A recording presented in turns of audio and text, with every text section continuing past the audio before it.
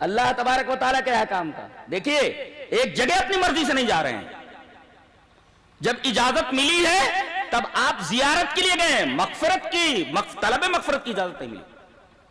اور آپ نے فرمایا فزور القبور, قبروں کی زیارت کرو, فإنها تذکر الموت, یہ قبر موت کو یاد دلاتی ہیں. ایک نقطہ یہاں پر اور یاد رکھو کہ جو قبر موت کو یاد نہ دلائیں ان قبروں کے اوپر جانا حرام ہے. کیسی قبریں بنا لی گئی کہ وہاں آدمی جب جاتا ہے تو آخرت یاد نہیں آتی. ارے کیا شاندار گنبد ہے, کیا شاندار پینٹنگ, کیا جھاڑ فانوس لگے ہوئے, شینڈیلیئرز لگے ہوئے. آدمی کا ذہن عمارت کی خوبصورتی میں الجھ کر رہ جاتا ہے. اصل جو مقصود ہے عبرت حاصل کرنا وہ ان قبروں سے حاصل نہیں ہوتی. لہذا نبی کریم صلی اللہ علیہ وسلم نے منع فرمایا ہے قبروں کو پکا بنانے سے اور قبروں کی چونا کاری کرنے سے. دلیل یہ حدیث پاک. وعن جابر رضی اللہ تعالی عنہ قال نہا رسول اللہ صلی اللہ علیہ وسلم ان یجسس القبر وان یقعد علیہ وان یبنى علیہ. رواہ مسلم فی کتاب الجنائز. حضرت امام مسلم رحمت اللہ علیہ اس حدیث پاک کو ایسے کتاب الجنائز کے اندر لائے. راوی حضرت جابر بن عبداللہ ہے. حضرت جابر فرماتے ہیں کہ رسول اللہ صلی اللہ علیہ وسلم نے قبروں کو چونا کاری کرنے سے منع کیا ہے. اب ظاہر ہے کہ اسے پکا بنائیں گے تب نہ چونا پھیریں گے, چونا کاری کرنے سے منع کیا ہے. ارے قبر پختہ نہ بھی بنائے, صرف قبر کے اوپر آپ وائٹ واش نہیں کر سکتے, منع کیا گیا ہے. نہا رسول اللہ صلی اللہ علیہ وسلم وَأَن يُبْنَى عَلَيْهِ, اس کے اوپر کوئی عمارت بنائی جائے وہ بھی جائز نہیں ہے. وَأَن يُقَعَدَ عَلَيْهِ, وہاں بیٹھا جائے. بیٹھنے کی دو صورتیں ہیں, آدمی قبر کے اوپر بیٹھ جائے جائز نہیں ہے, یا وہاں پر آدمی کوئی عمارت بنا کر کے قبر کے پاس بیٹھ جائے اور پیسے وصولنے لگے. تو قعود کا ایک مطلب یہ بھی ہے مجاور بن کر کے بیٹھ جائے اور پیسہ وصولنے لگے, یہ بھی ایک بیٹھنا ہے, منع فرمایا گیا ہے. یہاں تک کہ قبروں کے اوپر چپل پہن کر چلنے سے منع کیا گیا ہے. آپ ایک سوال کر سکتے ہیں کہ نبی کریم صلی اللہ علیہ وسلم نے قبرستان میں ایک آدمی کو چپل پہن کر چلتے ہوئے دیکھا, تو آپ نے فرمایا ایک قبروں کے درمیان چپل پہن کر چلنے والے چپل اتار دے. ایک روایت تو یہ, اور دوسری روایت اس طریقے کی ہے. اب دیکھیں حدیث اس طرح. وعن انس رضی اللہ تعالی عنہ عن النبی صلی اللہ علیہ وسلم قال ان العبد اذا اذی فی قبره وتولى عنه اصحابه انه ليسمع قرع نعالهم. رواہ ابو داؤد فی کتاب الجنائز. حضرت امام ابی داؤد اس حدیث پاک کو ایسے کتاب الجنائز کے اندر لائے. راوی حضرت انس بن مالک ہیں. حضرت انس فرماتے ہیں کہ رسول اللہ صلی اللہ علیہ وسلم نے ارشاد فرمایا کہ جب کسی آدمی کو اس کی قبر میں رکھ دیا جاتا ہے اور اس کے ساتھی دفنا کر اسے واپس چلتے ہیں تو وہ ان کے چپلوں کی آواز سنتا ہے. چپلوں کی آواز سنتا ہے تو چپل پہن کر قبرستان میں جانا جائز ہوا. اور یہ آدمی, یہ حدیث جس میں نبی کریم صلی اللہ علیہ وسلم نے فرمایا کہ اے چپل پہن کر قبروں کے درمیان چلنے والے چپل کو اتار دے, ایک حدیث کے اندر ہے کہ چپل پہن کر جا رہے ہیں لوگ اور چپل پہن کر واپس ہو رہے ہیں, تبھی تو ان کے چپلوں کی آواز سننا ہے. تو ایک حدیث سے چپل پہننے کی ممانعت ہے اور ایک حدیث سے جواز ملتا ہے. دلیل یہ ہے, اور دونوں حدیثوں میں تطبیق یہ ہے کہ اگر قبرستان میں کوئی ایسا راستہ بنا ہوا ہو جو قبروں سے الگ ہو, جیسے ہوتا ہے کہ بیچ میں راستہ بنا ہوا ہوتا ہے, اس طرف قبریں ہوتی ہیں اس طرف قبریں ہوتی ہیں, کئی طرف سے قبریں ہوتی ہیں لیکن بیچ میں راستہ بنا ہوا ہوتا ہے. تو یہ جو راستہ چلنے کے لیے بنا ہوا ہے اس پر آدمی چپل پہن کر چل سکتا ہے, مگر نیچے اتر کر کے قبروں کے درمیان سے یا قبر پر چپل پہن کر نہیں چل سکتا. اس لیے دونوں حدیثوں میں تطبیق ہو جا رہی ہے.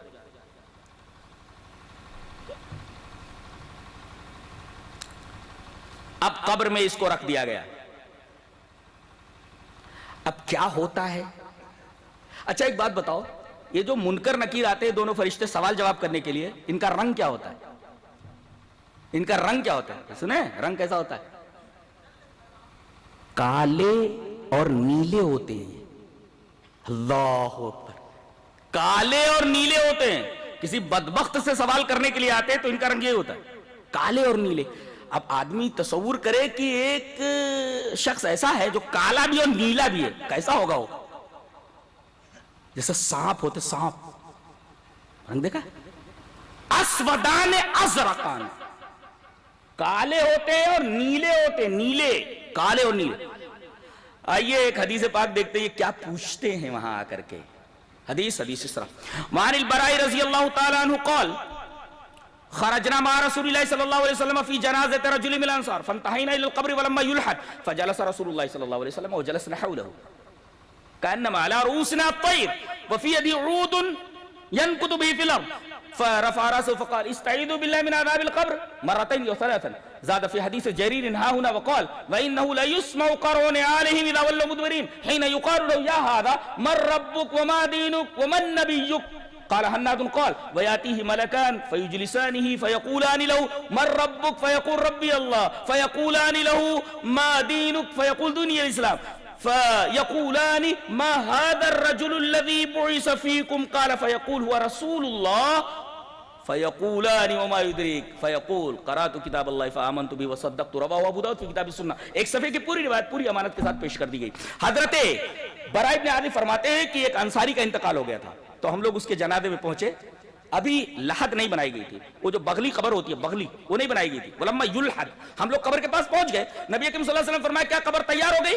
بولے نہیں اللہ کے رسول لحد بنانی باقی ہے. فجلس رسول اللہ صلی اللہ علیہ وسلم بیٹھ گئے اور رسول اللہ صلی اللہ علیہ وسلم کو بیٹھتے دیکھا تو ہم لوگ بھی بیٹھ گئے اور اتنے خاموش تھے کانما علی رؤوسنا الطیر, گویا کہ ہمارے سروں کے اوپر چڑیا بیٹھی ہوئی. آج آدمی قبرستان میں جاتا ہے موبائل سوئچ آف نہیں کرتا, وہاں بھی بات کرتے رہتا ہے. اتنا سنگدل اتنا بدماش ہو گیا ہے.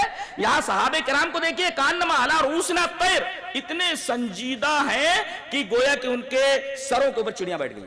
اور نبی کی حالت تو بڑی عجیب و غریب ہے. آپ کے ہاتھ میں ایک تنکا ہے, آپ تنکے سے زمین کو کورید رہے ہیں اور آدمی یہ کب کرتا ہے؟ ایسے ایسے آدمی کر رہا ہو ایسے. اس کا مطلب بہت گہری سوچ میں. قبر کو دیکھا کیسی ہوتی ہے؟ قبر کیسی ہوتی بولو؟ اگر کھڑا کر دو ایسے ایسے نا, ایسے مستطیل شکل میں کھڑا کر دو کیسی لگے گی؟ دروازہ ہے نا, دروازہ ہی کدھر ہے, یوں کھڑا کر دیجئے اس کو. یہ قبر ایسے ہے مستطیل, اس کو ایسے کھڑا کر دو تو دروازہ بن جاتی ہے. یہ بتانے کے لیے کہ ابھی آدمی جو اندر گیا ہے اس دروازے سے داخل ہو کر کے ایک دوسرے عالم میں پہنچ گیا ہے جس کا اس عالم سے کوئی تعلق نہیں. جی قبر کو ذرا کھڑا کرو, ایک دروازہ بن جاتی ہے. یعنی اس دروازے سے داخل ہو کر کے ابھی یہ دروازہ بند کر دیا گیا. آپ ہی تو بند کرتے اس کو, دروازے میں داخل کرتے تو بند کرتے. جا بیٹا. اور عجیب بات تو یہ خود بند کرتے ہیں اور جب وہ منومن مٹی کے نیچے چلا جاتا ہے مانگنے لگتے دیجئے بابا, بابا دیجئے. آپ نے تو ڈھکیل کر کے اس کو دوسری دنیا میں پہنچا دیا ہے. ارے بھئی آپ نے اس دروازے سے اسے ڈھکیل کر کے ادھر دروازہ بند کر دیا, اب مانگ کیا رہے ہو؟ بابا دے دو. اچھا لحد بنا دی گئی, رکھ دیا گیا. نبی اکرم صلی اللہ علیہ وسلم بیٹھے ہوئے, صحابہ کرام بھی بیٹھے ہوئے. کوئی خاموشی. آپ کے ہاتھ میں ایک تنکا ہے, بڑی گہری سوچ میں آپ ڈوبے ہوئے. اچانک آپ نے اپنا سر اٹھایا, فرفع رأسہ فقال استعیذوا باللہ من عذاب القبر, قبر کے عذاب سے پناہ مانگو. آپ نے 2 مرتبہ کہا یا 3 مرتبہ. اس سے پتہ چلا کہ قبر کے اندر عذاب ہوتا ہے. اچھا یہیں رکے رہیے, ایک حدیث اور پڑھ دیتا ہوں. حدیث مسلم شریف کی روایت ہے. حدیث اس طرح وعن ابی ایوب قال خرج النبی صلی اللہ علیہ وسلم وقد وجبت الشمس فسمع صوتا فقال یہود تعذب فی قبورها. رواہ البخاری فی کتاب الجنائز. بخاری کی روایت ہے, بخاری کتاب الجنائز. امام بخاری رحمۃ اللہ علیہ حدیث پاک کو اسے کتاب الجنائز کے اندر لائے. حضرت ابو ایوب انصاری فرماتے ہیں کہ نبی کریم صلی اللہ علیہ وسلم یہ نکلے اور سورج غروب ہونے کے قریب تھا. وقد وجبت الشمس اے قد قاربت الغروب, اے قاربت الشمس والغروب, سورج غروب ہونے کے قریب تھا. اچانک آپ نے ایک آواز سنی. آپ نے فرمایا جانتے ہو یہ آواز کیسی ہے کیا؟ یہود تعذب فی قبورہم, یہودی لوگ ہیں جن کی قبروں میں عذاب ہو رہا ہے. یہ حدیث بتا رہی کہ قبروں میں عذاب ہوتا ہے. اچھا آگے حدیث چلتی ہے. نبی اکرم صلی اللہ علیہ وسلم فرمایا عذاب قبر سے پناہ مانگو. آگے فرمایا گیا ویاتیہ ملکان, رسول اللہ صلی اللہ علیہ وسلم نے ارشاد فرمایا 2 فرشتے آتے ہیں جن کا رنگ کیا ہوتا ہے؟ اسودان ازرقان, کالے اور نیلے ہوتے ہیں, بہت خوفناک ہوتے ہیں. اگر نیک ہے تو بہت اچھے بن کر کے آتے, بہت خوبصورت ہوتے ہیں. یہ تو بدبخت لوگوں کے لیے. اب آ گئے فیجلسان, بیٹھ اٹھ کر, ہمیں کچھ پوچھنا ہے, ٹیسٹ کرنا ہے. اب ایک سوال کر سکتے ہیں کہ ابھی تو فیصلہ کچھ نہیں ہوا جنت اور جہنم کا, یہ کیا مار پڑ رہی ہے اور کیسے کیا ہو رہا ہے؟ ایک بات یہ. دوسری بات یہ بتانی ہے کیا مسلسل عذاب ہوتا رہتا ہے؟ تمام حدیثوں کو جمع کرنے کے بعد یہ پتا چلتا ہے کہ آدمی کے اعمال کے اعتبار سے قبر کے اندر عذاب ہوتا ہے. جی کسی کو تھوڑا سا ٹیسٹ کر کے چھوڑ دیا جاتا ہے, پھر قیامت تک عذاب نہیں ہوتا. جیسا کہ حدیث ہے کہ ایک آدمی کو 100 کوڑے مار کر چھوڑ دیا جائے, جا اب قیامت تک تیرے اوپر عذاب ہونے والا نہیں ہے. اور کچھ لوگوں کو کچھ دیر تک عذاب ہوتا ہے, اور کچھ لوگوں کو تو مسلسل عذاب ہوتا رہتا ہے. وہ کہتے ہیں کہ اے اللہ قیامت کو جلدی لے آ. تو گویا کہ قبر کے اندر مختلف لوگوں کے ساتھ مختلف قسم کے عذابات ہوتے ہیں, مختلف قسم ورتا. سب کے لیے یکساں عذاب قبر نہیں ہے, برابر ہے. یہ بھی بات یاد رکھی ہے. اٹھاتے بیٹھ, اٹھ کر سویا پڑا ہے, فیجلسانی, بٹھاتے اس کو, کر بیٹھ, ہمیں کچھ سوالات کرنے ہیں. پہلا سوال, من ربک, تیرا رب کون؟ ربی اللہ. اور اگر کافر ہے تو ہاں ادری, ہاں مجھے معلوم نہیں. یہاں تو پتہ ہی نہیں لگا کہ کس نے مجھے پیدا کیا, پتہ نہیں کن کن کو پوچھتا رہا, کن کن کے آستانوں کے سر پھوڑتا رہا. اب وہاں کیا جواب دے گا؟ اس نے تو اس کی پرستش ہی نہیں کی, اس نے آقا کو پہچانا ہی نہیں. کتنے بدبخت ہیں لوگ کہ پوری حیات گزر جاتی ہے, وہ اپنے حقیقی مالک کو اور خالق کو پہچان نہیں پاتے کہ کس نے ہم کو بھیجا, کس کام سے بھیجا. یہ کتنی بڑی بدبختی ہے انسان کی. اور فیجلسانی, پوچھتے ہیں, فیقولان لہم ربک, فیقول ربی اللہ, اگر اچھا ہے تو. من نبیک, ما دینک, دین الاسلام. تیسرا سوال دیکھو بڑا پیارا ہے, ما هذا الرجل الذي بعث فيكم, یہ آدمی جو تمہارے درمیان بھیجا گیا تھا کیا ہے, کون ہے, نہیں ہے, کیا ہے. اب جواب دیا جا رہا ہے, وہ جواب ہوا رسول اللہ. کہتے ہیں کہ نبی کریم صلی اللہ علیہ وسلم کو قبر میں دکھایا جاتا ہے, مردہ نبی کو دیکھتا ہے. غلط بات ہے, اس لیے کہ جواب میں ہوا ہے, اور عربی کا ایک معمولی طالب علم جانتا ہے کہ ہوا کی ضمیر غائب کے لیے آتی ہے. سوال ہے ہاذا سے, جواب ذالکہ سے ہونا چاہیے تھا, اس لیے کہ اس میں اشارہ قریب ہے اور ذالکہ اس میں اشارہ بعید ہے. جب کہا کہ یہ کیا ہے تو بولنا چاہیے ذالکہ فلاں, لیکن کہا جائے ہوا رسول اللہ, یعنی ضمیر غائب لائی جا رہی, اس کا مطلب نبی کریم صلی اللہ علیہ وسلم غائب رہتے, دکھائے نہیں جاتے. جواب دیکھو, ہوا رسول اللہ, نہ کہ ذالکہ رسول اللہ. اور اس کے بعد تینوں جوابات جب دے لیتا ہے, کہتے ہیں نم کنومت العروس, دلہن کی طرح سو جا. آپ دیکھتا رہتا ہے, اسے اس کا ٹھکانہ دکھا دیا جاتا ہے, جنت کی ہوائیں ہیں وغیرہ وغیرہ سب دکھا دیا. اور اگر بدبخت ہے تو دے مار, اور جیسے جیسے اس کے اعمال ہوتے ہیں اسی اعتبار سے اس کی دھلائی ہوتی ہے, اسی طریقے سے اس کی پٹائی ہوتی ہے. کسی کو کچھ عذاب دے کر کے چھوڑ دیا جاتا ہے, جیسا کہ ابھی میں نے بتایا کہ ایک حدیث کے اندر ہے. لہذا یہ کہنا کہ مسلسل عذاب ہے یا نہیں ہے, یہ سوال ہی سرے سے غلط ہے. یہ پوچھئے کہ عذاب کی کیفیت کیا ہے. بعض لوگوں کے ساتھ فوراً معاملہ طے ہو جاتا ہے, قیامت تک پھر ان کے اوپر عذاب نہیں ہوتا, بعض لوگوں پر مسلسل ہوتا ہے وغیرہ وغیرہ. تمام حدیثوں کو ملانے کے بعد یہ واضح ہوتا ہے. تو پوچھتے ہیں کہ بھئی یہ سوالوں کے جوابات تو نے کیسے حل کیے, کیسے معلوم ہوا؟ فیقول قرأت کتاب اللہ, اللہ کی کتاب سے میرا تعلق تھا, میں قرآن پڑھتا رہا. کتنے لوگ یہاں بیٹھے ہوئے ہیں جنہوں نے بسم اللہ سے لے کر کے سورہ والناس تک کبھی ایک مرتبہ ترجمے کے ساتھ قرآن پڑھا ہو؟ آج جتنی گمراہیاں ہیں لوگوں کے درمیان, وجہ یہ ہے کہ انہوں نے قرآن کو نہیں پڑھا ہے. کم سے کم ایک مرتبہ ترجمے کے ساتھ قرآن کو تو پڑھو. یہ آدمی بول رہا ہے میں نے قرآن پڑھنے کی وجہ سے ان سوالوں کا جواب معلوم کیا ہے. فیقول قرأت کتاب اللہ فآمنت به وصدقت, اس کی تصدیق فرمائی. اور ساتھ میں نبی کریم صلی اللہ علیہ وسلم کی جو شرح ایکسپلینیشن ہے وہ دیکھیے. ابھی میں نے بتایا نہیں, فردر انفارمیشن کے لیے آپ کو کتاب اللہ اور سنت رسول سے رجوع کرنا ہے. تو آپ نے پتہ لگا لیا کہ یہ کون ہے, ان کا نام منکر نکیر ہے, رنگ بھی معلوم ہو گیا, اسودان کالے ہیں اور نیلے ٹائپ کے ہیں یہ. اچھا, ایک سوال اور ہے, اب وہ حدیث پڑھنے کا ٹائم نہیں ہے, شیخ آ بھی گئے ہیں تو بتا دوں کہ روح نکال کر کے لے گئے. اب کدھر لے جاتے ہیں, پہلے یہ بتاؤ کدھر لے جاتے ہیں؟ روح تو نکل گئی, کدھر لے جاتے فرشتے؟ اب ایک تو ملائکۃ الرحمہ ہے, اچھے فرشتے رحمت کے, اور ایک ملائکۃ العذاب ہے, عذاب کے فرشتے, بری روح ہے, نکال لی گئی. اب یہ دونوں آسمان کی طرف جاتے ہیں. اب بری روح ہے تو اس کے لیے دروازے نہیں کھولے جاتے, اٹھاؤ 15 منٹ ہے تو ہٹا دیا جاتا اس کو. ان کے لیے آسمان کا دروازہ نہیں کھولا جائے گا, لے جاؤ اٹھا کر کے اس کو. اب کہاں لے جایا جاتا ہے؟ اس کے لیے باب عرض پر پہنچتے ہیں. یہ حدیث ہے نسائی کتاب الجنائز کی, لمبی حدیث ہے, اسے باب عرض تک لایا جاتا ہے. اور پھر آخری جو زمین کا حصہ ہے, آخری جو سطح ہے, وہاں سجین ہے, زمین کی تہوں میں کہیں, وہاں لے جا کر اس کو ڈال دیا جاتا ہے. یہ بری روح ادھر رہتی ہے زمین کی تہ میں, باب الارض. اور اگر نیک ہے تو اسے آسمان کی طرف لے جایا جاتا ہے, اور جیسے پہنچتی ہے روح کہتے ہیں ما اطیب ھذا الروح، یہ روح کتنی خوشبو والی ہے، چاروں طرف خوشبو بکھری ہوئی ہے، خوش ہو جاتے ہیں. اور وہیں کہیں آسمان میں علیین ہے، وہاں رکھ دیا جاتا ہے اس کا مطلب ہے کہ اور وہاں مقربین بارگاہ الہی فرشتے رہتے ہیں، یشہد المقربون، اللہ کے فرشتے وہاں رہتے ہیں جو مقربین ہیں. تو اچھے لوگوں کی روحیں آسمان میں کسی جگہ علیین میں رکھی جاتی ہیں، اور برے لوگوں کی روحیں باب الارض میں لے جائی جاتی ہیں، وہ کئی زمین کی تہوں کے اندر سجین ہے وہاں رکھ دی جاتی ہیں. اچھا تو یہ ربط کیسا رہتا ہے؟ جاننا چاہیے کہ روح کی بھی ایک شکل ہوتی ہے، نہیں بھئی اندر ڈال دی گئی تو جب ڈالی گئی ہے تو اس کی کوئی شکل ہوگی کہ نہیں شکل ہوگی. میں ایک سیب ہے، سیب آپ سمجھانا چاہیں تو ایک سیب ہے، سیب جب آپ کھاتے تو اس کے اندر رس بھی نکلتا ہے نا، رس. تو گویا یہ سیب جسم ہے اور اس کے اندر جو رس ہے وہ اس کی روح ہے، لیکن رس کی ایک شکل ہے، الگ سے نکال کر کے دیکھو نا اس کی شکل نہیں ہے بھئی، رس کی ایک شکل ہوتی ہے. ایسے ہی آدمی کے بدن میں جو روح ڈالی جاتی ہے اس کی بھی ایک شکل ہوتی ہے، اس کی بھی ایک شکل ہوتی ہے.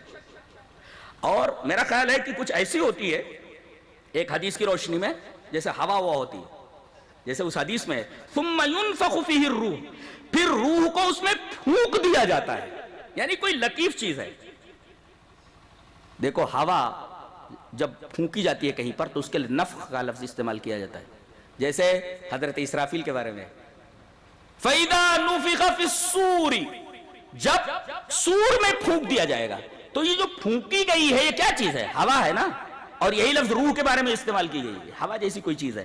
لیکن ہوا تو محسوس ہوتی ہے، دکھائی نہیں دیتی، مگر روح محسوس بھی نہیں ہوتی، دکھائی بھی نہیں دیتی. یہ فرق ہے ہوا میں اور روح میں، سمجھ بات آئی؟ یہ فرق ہے. ہوا محسوس ہوتی ہے، لگتی ہے نا، ٹھنڈی ہے گرمی ہے، لیکن روح اتنی لطیف ہے کہ محسوس بھی نہیں ہوتی اور دکھائی بھی نہیں دیتی.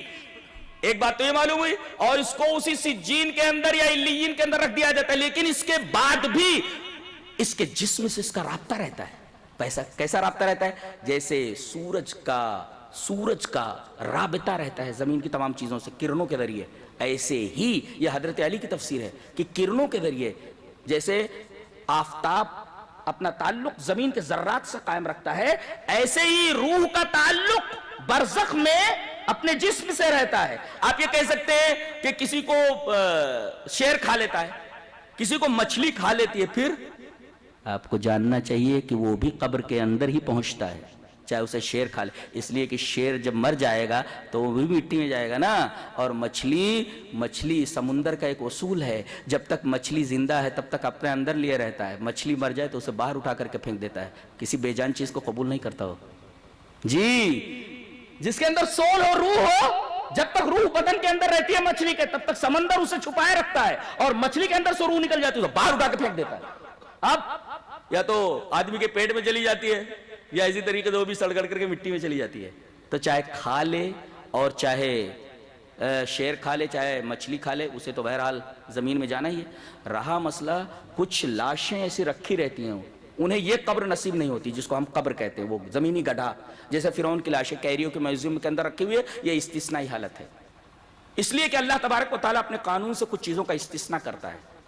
دیکھو پانی کا قانون کیا ہے؟ سیلان بہتا ہے، رکتا نہیں، پہاڑ نہیں بنتا.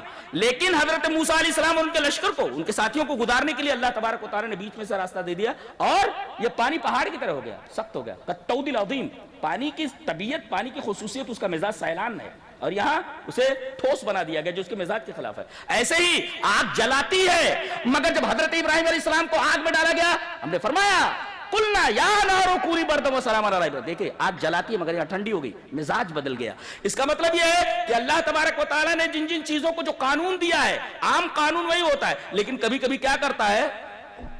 استثناء کر دیتا ہے قانون سے. کیا کر دیتا ہے؟ مستثنا، ایکسپشن کرتا ہے قانون سے، یہ بتانے کے لیے کہ میں نے جو قانون بنایا ہے میں اس قانون کا بھی پابند نہیں ہوں کہ میں اب پابند ہو گیا میں اس کے خلاف کر ہی نہیں سکتا، میں جب چاہوں قانون کو توڑ دیتا ہوں.